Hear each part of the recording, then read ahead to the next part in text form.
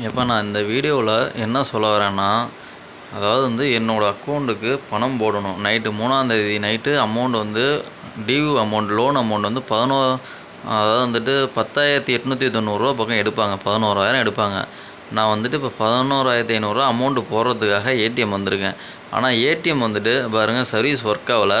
ஆனால் நம்ம பணம் போடலன்னா நம்ம வந்துட்டு நீங்கள் பணம் போடலன்னு சொல்லிட்டு ஃபைன் மட்டும் அடிக்கிறாங்க. இப்போ பாருங்களேன், நான் வந்துட்டு இதை போடுறேன், என்ன வருதுன்னு மட்டும் பாருங்களேன்.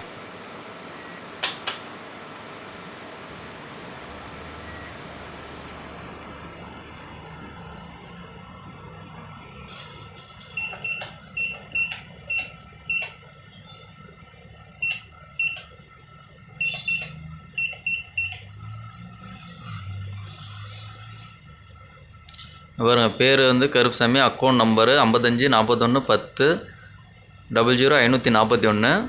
இந்த நம்பருக்கு தான் பணம் போடணும். பாருங்கள், டெபாசிட் அமௌண்ட்டுன்னு சொல்லிட்டு போடுறோம். பாருங்கள், இதே தான் வருது, ஹேர்ட்வேர் எரர் அப்படின்ட்டு வருது.